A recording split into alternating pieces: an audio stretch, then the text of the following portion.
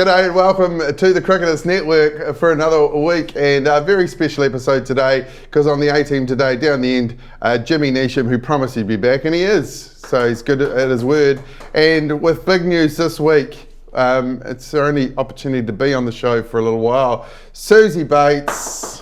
Thank you. Hi, Suze. Hi. How are you? I had all this stuff written out, but you know about your career. You know, most runs scored for the White Ferns of all time, most capped player, etc., etc. But it's been everywhere for the last week. Because you decided to retire from international cricket or all cricket. Currently international cricket. Okay. I guess when I was injured, I kind of had some time to sit back and I knew then that I was going to try and be selected for this World Cup and get back on the park, and after that would be it. But sort of had to wait till my quad was given the all clear, and then obviously selection, and so I've known it for a while. It was just how I was going to kind of go about it, and maybe regret this last week announcing it.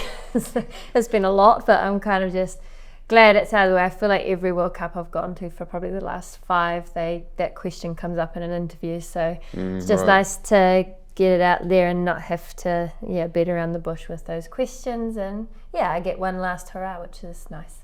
So we were talking a bit about this off air, but it is like people don't get to attend their own funerals and hear all the nice things that people get to say about them. But sports people, when they retire, they get to hear all the nice things about them to that point in their life. Is that what it's been like for the last week? It was just nice actually to hear from a lot of the people that have played a part in the journey that you see in cricket, but you don't always get the chance to talk to them, and just hearing from those people that played a massive part. It was actually a really nice couple of days. And I think still knowing you've got some cricket and getting to see a lot of those people when I go to the UK as well. I've played a lot of cricket over there. It's just going to be nice to, I guess, for my own peace of mind, to know that it's the last bit to really make the most of it. And I did joke it's like nice when you've still got cricket to play, because I can just look back on those messages, in my room to just feel good about myself before I go out and bat. Bit of a confidence boost during the World Cup, maybe? When you finish playing, sometimes it's like, I didn't realise, I don't know. I had a message from Stephen Fleming, that was my highlight, It's pretty good, isn't it? But Jimmy, did you get a message from Jimmy? No, he knew he was going to be here. That's true. I said congratulations on entry. I got a hug. That's even better. It is a lot. I don't give those out very often. No, I've never had a hug from you. I didn't know what to say when I emailed you. Like, do you say congratulations? Jimmy. You seem to think that was the correct response. I think congratulations, commiserations. I think it's if you do it right, all those things Susie spoke about happen. I think there's always the challenging question, I suppose, when you get to your sort of mid-30s, is because everyone tells you to keep going.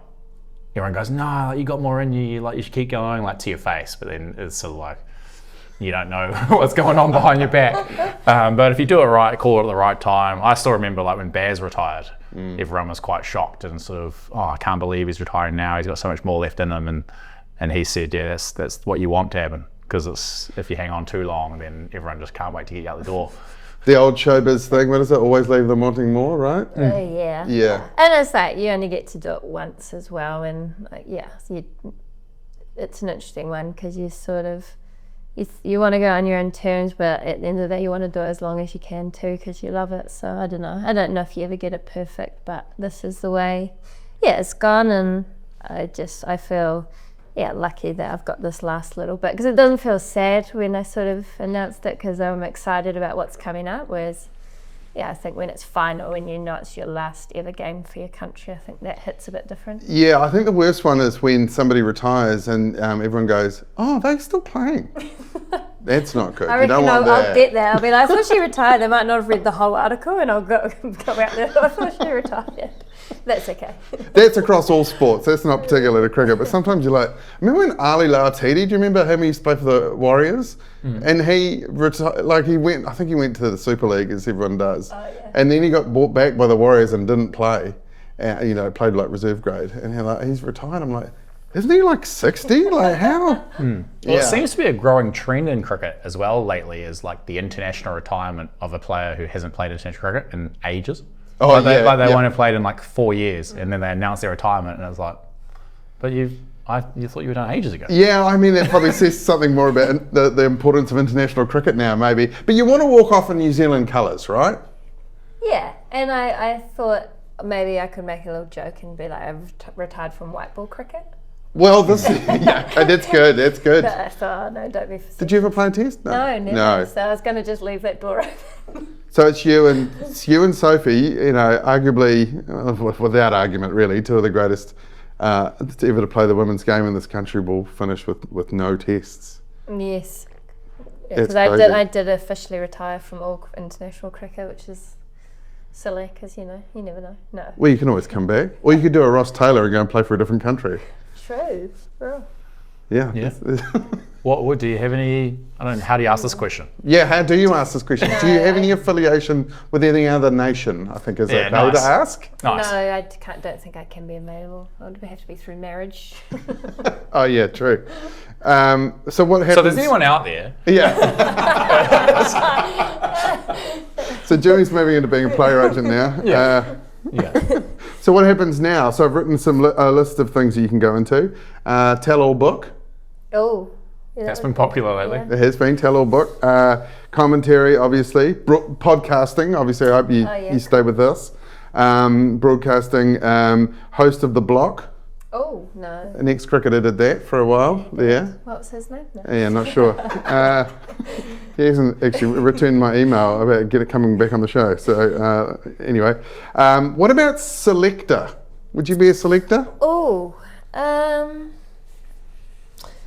yeah, I feel like I'd enjoy watching cricket and seeing up and coming talent. Mm-hmm. But then actually having to tell the people that weren't selected wouldn't, I'd get sad about that. But Do you have to do that? Well, no. Don't you just tell the but ones that if are? they know you're the Nah. selector. No. The opposite. Yeah, I You don't have reckon to tell the guys that know they're in. Oh. you have to have the tough conversations, like this is why. And sometimes those conversations, it's just we didn't pick you. You're not in the 12, and Yeah, And girls get teary. I'm sure boys do too. But is it like with that communication? Is it like a relationship? And the longer you've been in the team, the more elevates the form of communication that you get told. For example, if you've only played one game for New Zealand, then you're out. It's probably a text message, right? But if you've been in the team for a couple of years, it's a phone call. Or face to face, Or- it's serious. Yeah, totally. It's- That would be like if you were the captain and you're getting dropped. That's probably face to face, right? I feel like every squad, so going into a series when there's a team pick, everyone gets phoned. If that's the head coach, the selector, it kind of depends on how serious that conversation, or if it's a bad conversation, I think usually the head coach takes that. Takes that. I think that New Zealand This is what I want to know. get it right Yeah. more often than most. Some of the franchise competitions are just it's an absolute shambles. So you've never been Right. you've never been dumped by text message. I mean, dropped by text message. All the time. Oh, in franchise, but not In for New franchise Zealand. cricket. Or you just read the team in the WhatsApp and you're not in it. Yeah. So Go down the list, please, oh, there. So I text for New Zealand. I don't think so. No. If your status stays the same, you'll just get a message. So if you were in and you stay in, it'll just be like, hey mate, we're announcing the team in 4 days. You're still in. Cool. It's kind of if you were not in and then you're in, you'll get called, and if you are in and you're getting dropped, you get called. Generally. Right. But I've had I had one time in Bangladesh where so we'd do the team talk, and the team talk would be not in English, and they wouldn't announce the team. Until, this is for the until team took BPL, right. BPL, yeah.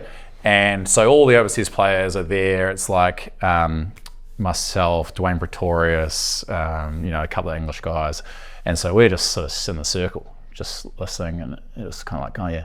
And then we'd go to each other afterwards, and we'd go, "Are you in?" And they go, "Yeah, I'm in." And you in? And so we'd work out amongst ourselves, the four today. Who were the four? is Yeah. Nish, Dwayne, so us four. And then we had one game where we did that, and only 3 of us were playing. And we were like, that's weird. Like, what? And I was like, oh, coach, waved him over. And I said, only 3 overseas today. And he goes, oh, Imran Tahir has just landed. He's going to come to the ground and play today. And he wasn't in our team. No one had told him he was in the squad. No one had told us where he was coming or that he was in the squad. And he just rocked in. We'd already done the toss and everything. We batted because he wasn't at the ground yet. Wow, that's like and then we're literally batting. It's like 4 or 5 overs in, and he comes in the change room and is like, "Hey guys!" Like gets his kit, tries it on, gets a massage because he's just come off the plane, and then rocks out there for second innings bowls. He got like 2 for 30 or something. So the message came through from him probably like, my flight's delayed. Can you, if you win the toss, can you bat first because I'm still in the air? Yep. Unbelievable. Yep. And my team did that against Manaya once in the South Taranaki 3rd grade competition. So I can relate. I can relate. Yeah. I also had one at the Pakistan Super League once. I was playing for Peshawar. And we played like 3 or 4 games, and I was basically playing as like a frontline seamer. So I was bowling in the power play and death, and I was going okay, but you sort of need more on the bowling front than that. And so I went up to the coach and I said, "Hey mate, like I think like our bowling makeup of the team would be better if we have another frontline seam bowler to add to the team makeup." And he's like, "Oh yeah, I'll think about it." Yeah, and then we're in the huddle next game. And he goes, "Right, change to the team. Nisha's out." And I was like, "What?" And he goes, and then so-and-so's playing in his place, who was also just an all-rounder. And so then he got bumped, and the same thing happened, and I was on the boundary. So you'd be a good selector. Well, I was just like, this is just incredible. You never gave any advice ever again. Yeah. Sorry to keep going on about selection stories. I had another one at the IPL where I thought I wasn't playing, and it was a day game. So I went out and I bowled 8 overs pre-game because we had an ODI series coming up after the tournament. Right. And then I came into the huddle dripping wet, already bowled 8 overs, and the coach goes, "You're in and you're in the bowling." And I was like, "What?" Wow, 12 overs in a day. Yeah, and I was just like, "Oh my god!" Like, I could have maybe when you look out of the changing room and see, "Geez, Nisha's bowling a lot out there, like in the heat." Should I go like let him know he's playing? They just think you're super committed. Yeah. So so on the day when you're in the squad, is that how you find out if you're in or out? I guess if you're a top order batter, it's kind of different. But all rounders, you float in and out of the team, whatever. Like, is it literally just niche you're in or niche you're out for today? So for the Blackcaps, it'll be a message the night before. Okay. And it'll usually be, sometimes it'll be 12. And depending on conditions at the ground, yes, we'll pick either an extra spinner or an extra seamer or whatever. But generally, most of the guys have an idea night before. Oh, so that's good to get a message in your room. I thought it was like in front of everybody. Nah. Then you'd see the reaction. No, we'd probably do it at training the day before. Right. So if you're in and you've been in, but you can tell because Ben has to deal with that. If those face-to-face conversations the day before. Yeah. And he always leaves them to the end of the training because you can tell he's putting them off. But Right. yeah, I think when you're in a chance for that. You'd want to know at the start of training though, because we used to do that. I think he does it with the bowlers. If it's the bowlers, I think he does do because some guys don't like to bowl the day before, and it's and also you feel guilty if you're a batter and you take up a lot of net time. And then the coach comes over and goes, "Oh, you're not playing tomorrow." And then you go, "Oh, I was kind of..." It's starting to hit them well. Well, no, you go, "Oh, that's selfish now." Yeah. Because I was taking up time from the guys who are playing. And then, there's a whole lot of different dynamics. But generally, New Zealand get it better than most. Some of the other franchise comps are hilarious. But you just learn to take it on a stride. I want to talk more about selector because surely, and this is very much talking from a layman's point of view, surely being a selector in cricket's the easiest thing. Because all the stats are on paper.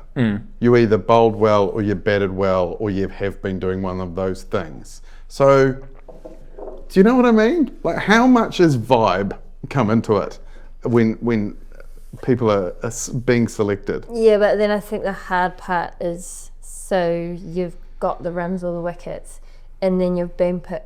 How many times that you don't get those stats do you then get dropped? Like, how long is your leash? Like Tom Bruce is a good example, right? Like, I think he's topped the scores for the Plunket Shield for like 2 years, maybe even 3 years, and he's never played a test. Will never play a test now. Plays for Scotland now. He could come back. He could come back. That's true. That's true. Second tier nation. But yeah, like that's a, you know, I never quite get my head around that. I guess there's probably no place in the team for him necessarily. But and if there's like a batter in his spot, but then an opener and there's an older player and there's a younger player, I don't know. I feel like there is some subjectiveness that sometimes. The one thing as well I think that people don't think about is there's so many variables in cricket, like the conditions and the bowling attacks and blah, blah, blah. And I think without speaking out of school too much, I feel like there's been a perception in the last 10 or 15 years in New Zealand that if you get your runs at Eden Park Harbour Oval or Napier, they're not worth as much, you know, because you're playing on flatter wickets, you know, smaller better boundaries. outfields, whereas if you're getting your runs at, you know, the Basin or Hagley Oval where it zips around a lot more, like they're better runs.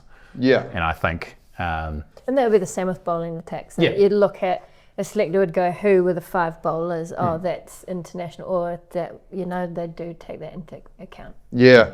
So weighted runs versus they were sort of easy runs. And I think players know that as well, the good players. especially in white ball cricket, like you can be a good cricketer, and if you just want to get the best stats you can possibly get, you can like play the game in white ball cricket and get a few not outs and just get off strike when the better bowlers are bowling and all that kind of thing, and then at the end of the season you go, oh geez, that guy averaged 50, and it's like, yeah, but he had 4 not outs out of 10 innings. Yeah, okay. You know, like that totally. kind of thing. Whereas you get to points in white ball cricket where it's like, all right, you've got to pull a trigger now or you're going to lose the game. And there are guys on the circuit who will take that game deeper and deeper and deeper and get a 70 odd and lose by 50.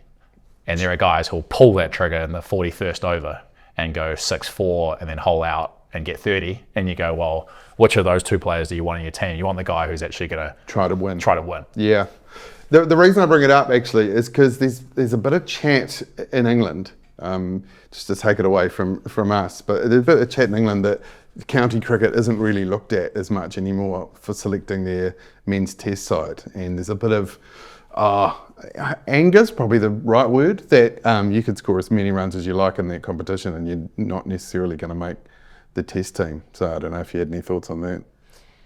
Yeah, it's just that, I don't know, they've got so many players. I don't know, like sometimes you can't just go on bulk of runs because the year before a player may have been the top run scorer, and cricket can be so fickle with form and batting that, I don't know, they've almost got too many players that they almost have to create different selection methods. But yeah, I don't think, it's just so difficult to get that right. It becomes subjective to, I guess, who's in charge and what they want the team to look like, what type of players, and if it comes down to character, I don't know. It just feels like a hard team to pick.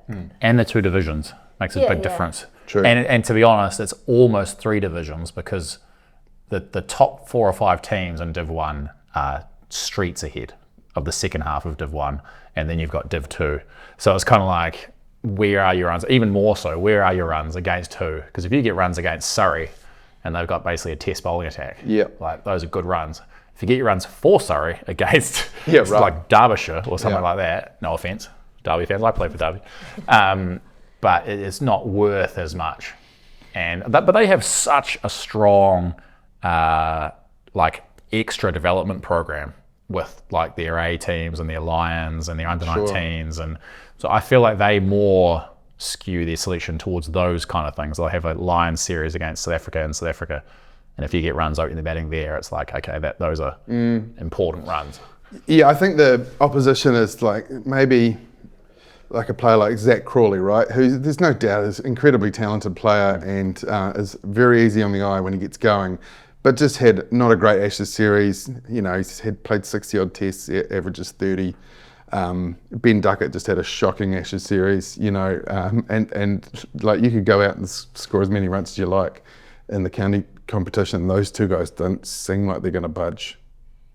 I guess that, you know, that would be pretty frustrating, I imagine. Yeah, but I think what's interesting in the Crawley case, I think specifically, is he's not scored runs coming back to county cricket. That's right. So in the first 2 or 3 rounds of what tends to happen in New Zealand domestic cricket, at least often, is that a black cap will be struggling a little bit, and then they'll come back and they'll just score a mountain of runs straight away in domestic cricket, and that kind of shows the gap.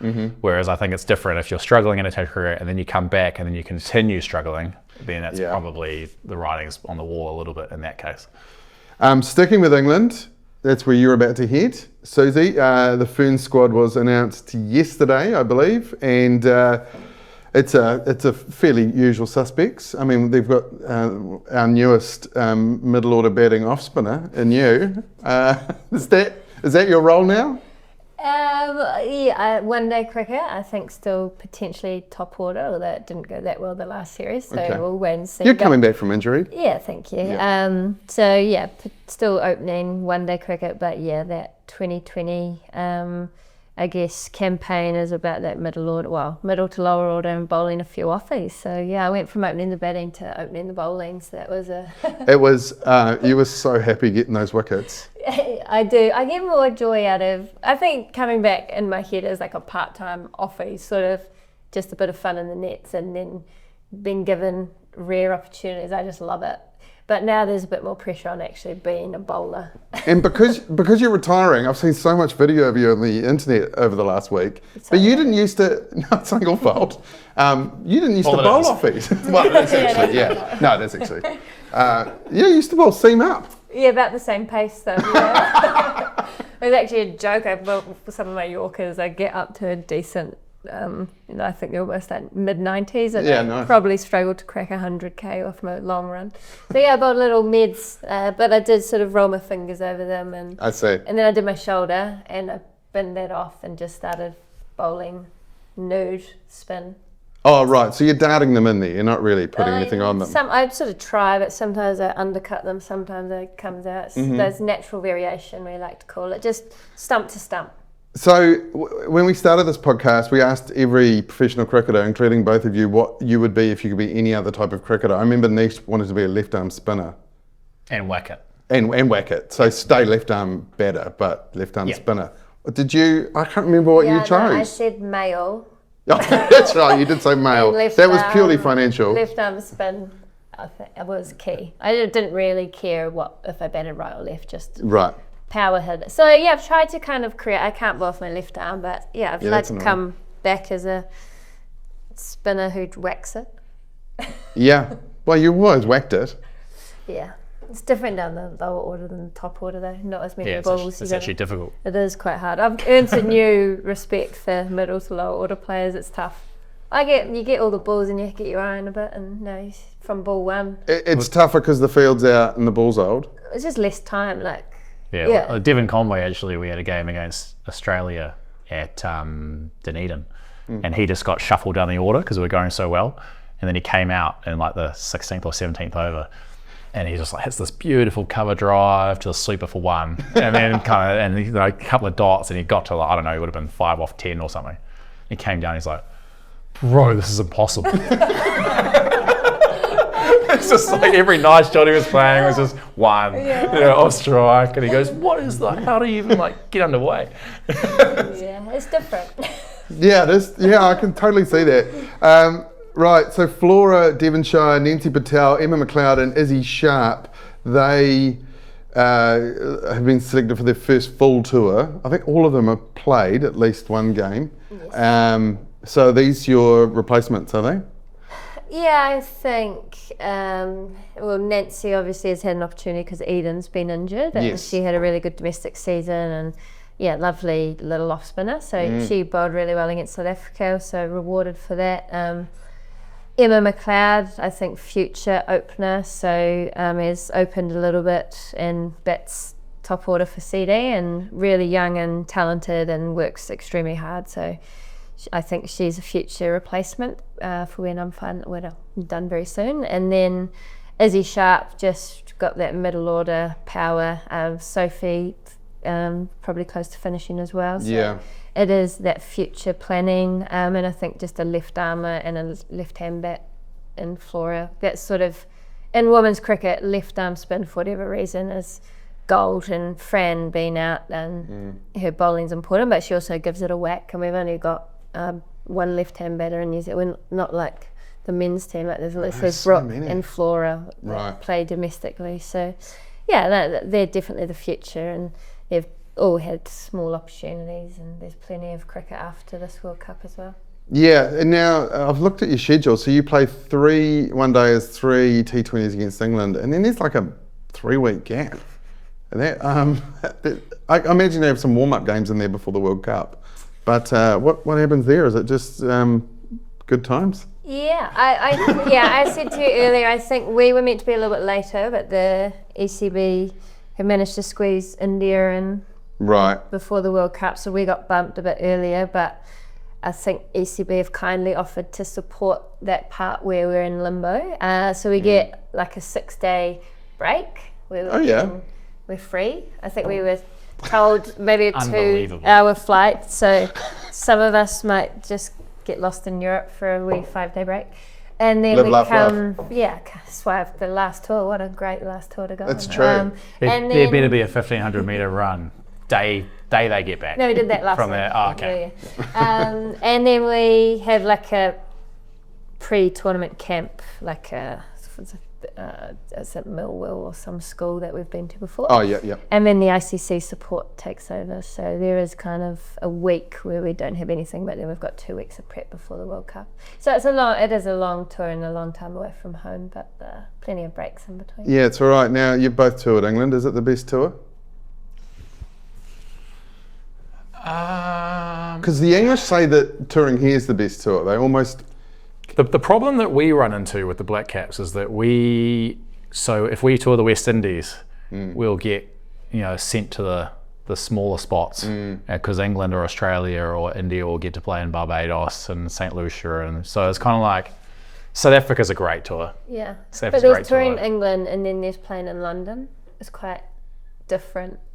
You know what I mean? Like a tour of England, but you are not any games down south or in London. You're like up north.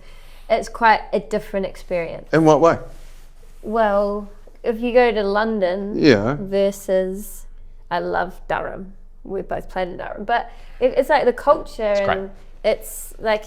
Are you saying it's a bit boring up north? Well, there's less to do. Okay. So, and I feel like the tourists, like I love Durham, but I'm from Dunedin. It's like Dunedin. True. I feel like in England it's switched around, so the North Island's more like the South, and just depends if you're really focused on the cricket, like I am when I go over there. So I love Durham because I was like, right, training, game, golf, just all in a row. Then in London you're caught up in nightclubs and these kind of places. And I was going to say, it doesn't sound like cricket's your number one. No. I mean, for like the favourite parts of like there's just better spots, like going out to cafes and in London. It's quite a different experience. I imagine it is. Yeah. So it depends what, like some of the tours we're like in smaller places, and I feel like whenever we tour UK, all the families come when we go to London. Yeah. Yeah, so wait for that part of the tour, but it is. The bus trips are long. Yeah, it is. I mean, the 100 is. If you're talking about domestic comps, then the 100 is right up there as far as what the guys enjoy the most. Right. 100, SA20.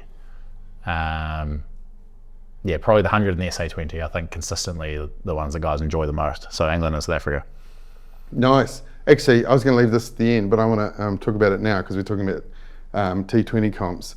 So in the weekend, Super Rugby had their Super Round, which was all the New Zealand games were in Christchurch. Huge success, opened the stadium down there, copying the model that they have in Australia in the AFL and the NRL, where they all go to one place. So Adelaide, I think, has the AFL one, and Brisbane has Magic Round. So with NZ20, very likely on the cards, what city should get the round that has all the games? Dunedin. Obviously. Easy, yeah, you both play for Otago. During O-Week. Oh, now that's a good call. That's a good call. Yep. You'd hope you had your game early. That's all I'll say. You'd hope you're on the Thursday night. But the problem is, so I had this discussion years ago around when they first opened the Dunedin Stadium. is they needed to chuck an artificial pitch in the middle of it. Oh yeah. And like the old Hong Kong Sixers, just have the netting up in front of the stands and just $5 tickets and just go ham. It would be Let's amazing. just do a draft beforehand and have all the players mixed up. And Or captains pick up teams. yeah.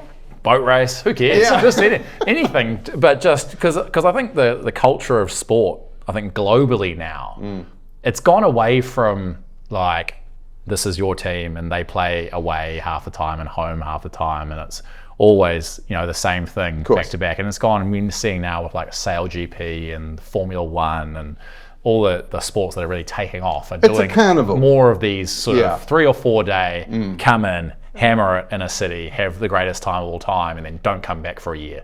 So that actually builds up the expectation amongst the public to go again. When the Blues are playing, no offence to rugby fans and Blues fans, but the Blues are playing Eden Park every second Friday or Saturday night, and it goes for sort of 5 months and whatever. It kind of, I think a lot of the public kind of get a little bit bored with the kind of the thought of going It becomes along. a bit ubiquitous. It's there. It's always there if you want it. Yeah. So you don't always take it. Yeah, exactly. Yeah. And the weather's a bit off, so you go, we'll go in a couple of weeks' time. Because So what you're saying There's is, tickets at the moment, Yeah. what you're saying is it's a good idea to have a round in one place. I just wonder, like, I guess it's, Dunedin's not a bad shout because I don't think they'll necessarily have their own franchise in Dunedin. So that would be quite a good way to bring them in. Though. You'd need lights. Oh, you need lights, of course. So therefore, I guess Hagley or Mount Maunganui. Mount would be Mount. a good shout, wouldn't it? Or even Hamilton, even Wellington. But you'd have to have it at the stadium, and then eventually numbers would drop, and Hamilton would steal it, like they do with all of Wellington's events. So the Mount, maybe the Mount or Christchurch, but it looks like the Christchurch will have Super Round every single year now. If this new Colin Maiden, Auckland. Could be. Just doesn't feel like a carnival down there, Liz. Yeah, not yet though. Not yet. You need somewhere where there's like lots of bars and stuff around there. So the Mount would work. Yeah, the Mount, Yeah. Dunedin. Yeah, do it at the Mount. Nice. But you got to get lights up. Day games and then they're free at night. Even better. What, in the dark? No, it's in like have day games and then you've got You're free at time, night. I was you're just saying the game was free to go to. I was like, I bloody hope it was free. You won't be able to see anything. Also, Dunedin in the summer, it's like light until 10 o'clock. Yeah, exactly, yeah. You certainly need lights down there. We don't. Oh, bluff then. Have the last game tee off at 11 and just. It could be hosted by Dunedin and Bluff, Yeah, no, these are great ideas. I was going to do one more thing before a break, but we've been talking for 40 minutes. So let's take a break and we'll be back. We'll talk some Bangladesh series and some IPL. Hey, if you're enjoying the podcast, please push the little button. I'm pretty sure it looks like a thumb. Like, subscribe to our YouTube channel, subscribe to our podcast. You can just listen in the car or whatever, and we can continue to bring you this top quality cricketing content. Wait there. Welcome back. I didn't put singer or musical industry for your possible things you can go to. I know you quite enjoy sing. Yeah, and I don't say professionally, but Craig McMillan did say he looks forward to karaoke on the last night. Oh, that's nice. Westlife would probably be. Is that his song? Yeah, he loves a bit of Westlife. I've seen him a bit in this podcast, so sorry, Macca. I've invited him on. He said he was too busy. That's fine. I'm going to keep trying because I've got so many questions to ask him because of what you said about him. Himself. Yeah. He went to a Westlife concert during a Blackcaps tour on his own, and I love that. I'm like, power to you, Queen, as I would say to him. Get him on. Come on, Macca. Come on, Macca. Come on. Let's talk about Blackcaps Bangladesh. New Zealand lose the ODI series 2-1. And as we record this, they played last night. They got 186. We got 186. It was chased down with 2 overs to go. You guys seen any of this series? Any thoughts? It looks hot. That was my first thought, Yeah, especially the day it's games. humid. Day games for the one dayers. When I saw that announcement that they were bringing them forward to day games, I thought, that is a bit of a hospital pass. But the lads trucked well. Obviously, Nick Kelly's got a few runs and interim skipper for the most recent T20, which I'll be honest takes a little bit of gloss off me. It does a little bit, doesn't it? Considering how many T20s you played for New Zealand? 100 and... Yeah, like 107. And he's played what, 6? Yeah. He just has a captain air about him. I know Yeah. he captains Wellington, doesn't he? So Yeah. that's He's certainly a better captain than me. Oh no, I don't think it's that's not what I was up for debate. suggesting. It's just sometimes it's about vibe, right? But it's like when they give you the captaincy, they go, "Oh, you're only the 12th person in the history of T20 cricket for New Zealand to captain the team." And you go, "Wow, cool. that's cool." And then you turn around and they're already giving number 13 to the guy behind you, and you go, "Oh, it's like all right, sure." So he did well. He batted well in tough conditions, and then they're obviously a decent, strong team in their home conditions. So for a few of those young guys, it'll be very valuable. So he didn't get any runs last night in the T20, but a couple of 50s for Dean Foxcroft. Now, Dean Foxcroft's been around, he's South African by birth, but he's been around New Zealand domestic cricket for a long time. I think there was some eligibility stuff, but now he's eligible and, got taken his opportunity. I mean, do you guys know much about him? I did actually see that first innings where everyone else looked like they were struggling to score, and obviously he played in Otago for a period of time and dominated. Like, he was our best player for a couple of seasons with the bat and the ball as well. So what is quite nice as a fan is sometimes these players have good domestic seasons and get very limited opportunity, but this is obviously opportunity for players that have been on the radar but haven't been able to break into the top team. And I think the way he batted in that game, it sort of showed he had something about him. Like, he was batting on a different wicket to some of the other guys, and if injuries happen when things are coming up, you know what he can do with bat and ball. And someone like Micah Bracewell's out, and whether he comes back in, and I just think you get to see more about players rather than just the domestic game. When you're, like Jimmy said, there's conditions or bowling attacks, but this is international cricket, and people step up to that. You would have played against him, Jimmy? Yep, a lot. He was actually really unlucky. He was qualifying for New Zealand, and then COVID happened, and then he got stuck out of the country. That's right. When that story, it was the ballot system and all that kind of thing. So then I think he stayed in South Africa for a year maybe, and then came back. And it took him a little bit of time to find his feet again after he came back. I think he was a little bit rusty out of the game for a little bit. But he's obviously very talented. He was actually CD before Otago. And he was really, really good. I think he may have got man of the match in a Super Smash final for them. Okay. Smacked 60 or 70 odd. And he obviously seems like a very talented cricketer. Some handy off spin as well. So like Suzie said, if Braces is injured or unavailable or whatever, it's a natural sort of swap to bring him into the middle order, because you do want. Obviously, you've got Mitch Santner as your primary spinner and bringing the ball away from right-handers, and it is nice to have that other option from your other spinner to take the ball the other way. And he actually turned a ball, like spinners don't really spin it anymore, apparently. When you're looking at me? No, I'm quoting you back to you. But he really turned one through the gate. It was lovely to see. Yeah, he's more than a part-time, like he's a genuine all-rounder and handy with the ball. Yeah, cool. So 2 more T20s, and then I imagine the team just disperse across the globe to different things. Yeah, I think, I know Nick Kelly's heading to county cricket after this series. He's got his first opportunity over there, which is exciting for him. And I think a lot of those guys will come back and get ready for pre-season, I guess, for the next season. Yeah, true.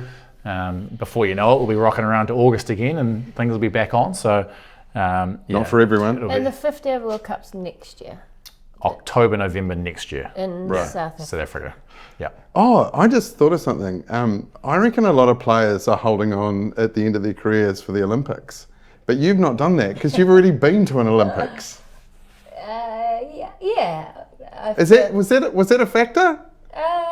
You're like, when you hear that cricket were going, you're like, oh, that's pretty cool, but it always seems so far away. So, but maybe the fact that I'd been and that we got to go to the Commonwealth Games. But I feel like when you get to a certain age, a year or 2 years seems a long time away, because it's not just those tournaments; it's all the fitness testing and training and day-to-day stuff. But I hope the White Ferns get to go. They're sort of undecided about who qualifies. It's 6 teams, and Australia, Oceania has one spot, and there's a few uncertainties, but Right. yeah. Because it's not next year, it's the year after, isn't it? So it'll be 2 more years. Yeah, 28. 28, yeah. I just think seeing things like that, the way the young girls are so motivated, there's so many things to train for, whether it's franchise cricket, the Olympics. Obviously, the White Ferns have World Cups every now and then, but like the work ethic of the girls now is just so good, because I just think they want to be a part of it, because there's so much exciting stuff. Yeah, they're less focused on what's happening in London or Durham or... Yeah. They're just worried about their competitions. But it's almost, it'd be fair to say, I mean, I've started feeling it recently, the game days are actually not the problem with cricket as you get older. It's Day like after. you get up for a game day and you're like, yeah, I'm here for this. Like I'm up for it 100%. It's the travel and the time away from home and the trainings, and you know, you might get a ticky-tacky injury here and there, and then you're trying to manage that, and it's sort of like the mental load of all that other stuff that kind of starts getting you. It's almost, the game days are almost your break. You just go out there and bat. Yeah. Yeah, I get, and you haven't got your phone all day, so you're cut off from the world. That's quite nice, I imagine. Yeah, you haven't got 1,000 people telling you how crap you are. For one day. Oh, God. Let's go through it quickly, because we're running out of time. The IPL is happening. That's the Indian Premier League. 15-year-old Rajasthan Royals batter Vaibhav Sooryavanshi hits another 100 off 37 balls this time. It's his fourth. He averages, I know average doesn't mean anything in T20 cricket, but he averages 42 with a strike rate of over 200. And this 100 was largely off Jasprit Bumrah, who goes all right as a bowler. Yep. Unbelievable. There's theories, talking about the internet, there's theories on the internet that he's a robot. Genuinely. People genuinely don't think he's real, or that he's got like an AI sensor in his bat or something, because no one's ever seen anything like this before. Is that what they were doing when they didn't go to the moon? They were actually making him. Yeah, it's a similar sort of, there's definitely a crossover in the sort of people who think that. I saw a great stat yesterday that was, so he's 15, he's got 4 T20 hundreds. So he's now got the most T20 hundreds at each age till 22. And no one else has got 4 before they turn 22. So he's now got 15, 16, 17, 18, 19, 20, 21, 22 covered for that record. So He just played in the Under-19 World Cup. He was only just eligible because he was so young. I think, like, I don't watch because it's obviously at a bad time, but I look at the scorecards and, like, you're almost, that used to be amazing. And even Rahul scored 150 off 70 balls and his team lost. Yeah. Like, there's just stuff that doesn't Sooryavanchi's like team lost too, by the way. Yeah. That was a 37 ball 100 in a losing cause. yeah, it's funny. I text Ian Bell as the Delhi batting coach, and I saw that scorecard, and they got 265 maybe, and lost with it over to spare. And I texted him. I said, "It was a great day to be the batting coach, because you just in the change room after the game, you're just like, you bowlers." And then 2 days later, they got rolled for 65, and he texted me and said, "Not a great one, that one." You know what I mean? You're kind of immune to these, and I don't know. It sort of happens. You're like, oh, that's IPL. I don't know. Maybe that's just me. Well, no, it's not cricket. It's literally not cricket. It's 12 aside. So. Well, yes, I want to get onto that in a second, but I wanted to quickly ask you what runs per over is kind of par now, because I remember, show my age, but when T20 cricket came about, if you were going 7 or 8s, that was fine, right? I reckon if you're going under 10 now, that's fine. I think 200, if in those conditions, if the boundaries, I feel like 200 is in the men's game, and the women's game's probably gone up to 160, whereas it used to be like 140. Yeah. Well, this is the thing like we discussed earlier around conditions, and true. If you play most of your T20 cricket in Bangladesh and in the 100 and maybe the Big Bash, where the par scores are normal, 150 to 170, and you're playing actual cricket. Your career run rate can still be 7.5s, 8s, but if you're playing all your cricket in India, and in the ILT is the same with the 12 players, it's just pointless. Like, look around. I use, because you look at other all-rounders and other people in your skill set to sort of gauge yourself off around how guys are going and whatever, and basically everyone's in the 9s. You look at Right. Ben Stokes, Mario Shepherd, all these all-rounders that are having a bowl through the middle and the end are going at 9 and over plus. And you would have said 10 years ago that that's crap. Yeah. Going at 9s. You're like, you shouldn't be bowling if you're going at 9s. But now it's just across the board. Guys are just getting humped like everywhere. And you're seeing it in the strike rates as well. I think the young Indian fella, his career strike rate's like 205 or something. That's it. You know, Yeah, it's over like, 200. Yeah. it used to be if you were 150, you were flying. Well, absolutely. I mean, Finn Allen, I think, is up around 190 something, and he's not even the top. It's not even the top strike rate of the IPL. Let's talk about the substitute rule. You're obviously very against it. I think I am too. Mitch Santner the other day, I was looking at the scorecard like you, Suzie, and like I hadn't watched the game. I was like, Mitch Santner bowled, but why didn't he bat? And it took me a while to realise, they'd subbed him out for batting, which is quite a luxury. He's quite a handy batter. But that's different. That was concussion. Oh, was it? Yeah, Okay. which I'm for. I think if you get concussed, you should be able to get subbed out, because that avoids the situation where you've got a guy trying to tough it out for the team who's concussed. And if they get hit again, then you got some real issues. So I think that needs to be protected against. Okay. They've brought that into county cricket. I've seen on social media, it just keeps popping up, because say you play a 4-day cricket match and your bowler does their having day one. Mm-hmm. They've brought in a sub rule, which is great if that happens, but people have taken the mickey, like someone ate bad food the night before and then they've brought in a new player on day 2 and there's not strict enough rules. Yeah, that's crap. It's got to be like a genuine injury. Yeah, it is, yeah. Also, like, I don't know, I like the fact in cricket that in T20 cricket you need to have 2 skills, you know, you need to be able to bat or bowl or field really well to make the 11, whereas if you have this rule, it could literally be the worst fielder in the world open the batting and be subbed out. Yeah, it is. And I want to look down. Which camera am I looking down? This one here? 3, please. Which is this one? It is absolute rubbish. I'm sorry. No. And all the players think that. It's just, no one wants to come out and say it. But it's you're bowling to guys in the power play on a flat wicket and a small boundary. And they have 8 genuine batsmen. So they just slog. Because they just go, well, why would I try and get through a tough spell or see off the new ball or whatever? And I think where it's really had a big effect negatively on the game is guys playing spin through the middle. Right. Because you don't have to be able to generate a strike rate in a low risk fashion or, see out and bowl. If you're batting and you're batting at 5 and it's the 12th or 13th over, you've got 4 more batters behind you. And you just slog. And if you get out, so be it. You walk off. Whereas that's the kind of the crunch of the game is how do you get through those situations where you're 3 down and you need to rescue the innings and give yourself a death phase. You can get to a pass score. That's just completely erased now because there's no point. And what ends up happening is that if you lose a few wickets and you get a below par score in the first innings, it just gets blown out of the water in the second innings, because then all of a sudden the team batting second knows what they need to chase and they've got way too much batting resource, so they just take it down.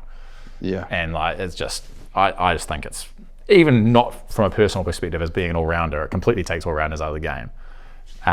But just from a cricket perspective, it's just rubbish. Yeah, that's right. And going back to selection, that's part is the puzzle, right, of a team is the balance of its side, and it takes all that out of it as well. And multiple different ways. We used to have the debate of, do you go with the wicketkeeper who's the better keeper but isn't quite as good a batter, or do you go with the best batter, which lengthens your lineup, but then if he drops a catch, it might cost you the game. So all of these questions are now just, we'll just pick 5 bowlers and 7 batters and out you go. Yeah. Which is, it just takes so much of the nuance of the game just completely out of it. I mean, how far are we away from automatic wicketkeeper like you do in backyard cricket? Because that's another person you've got to get into your team. Sorry. And I do sound like a real old man now. And the other thing, it completely disincentivizes players to work on their fielding. Right. Because if you're an average fielder, you now just go, I can't field, sub me off. Yeah. And then you just go sit on the sideline. Whereas it used to be how magic is it? I can remember Glenn McGrath taking a full stretch diving catch on the boundary in a test match, or guys, tail enders and bowlers getting a run out in a game that changes the game. And then now it's just like, that's all just gone because you sub them off and bring guys out, you know, and it's a shame, I think. It's about time we had some hot takes on this show, and thank you very much for bringing them. That is the end of, we got through a lot there. I don't think we'd have a lot of content around this time of year, but you guys have been great. And fortunately, we had the entire career of Suzie Bates to go I over. knew that you were struggling. I knew it was a quiet time, and I thought, I know what I can do. You couldn't own a motel, could you? It'd be Bates Motel. This is from Psycho. Yeah, no, but You can't do that. It's just any other career options, I'll text you. Thank you very much to Jimmy Neesham, who has said he'll come back again next week. Yeah. We'll see how many views those comments get, and then we'll, Maybe we won't put that as the clip. banned. Yeah. Yeah. And Suzie, go well. I hope you get many, many guards of honour. I hope I don't. Thanks very much for watching or listening. We'll catch you later.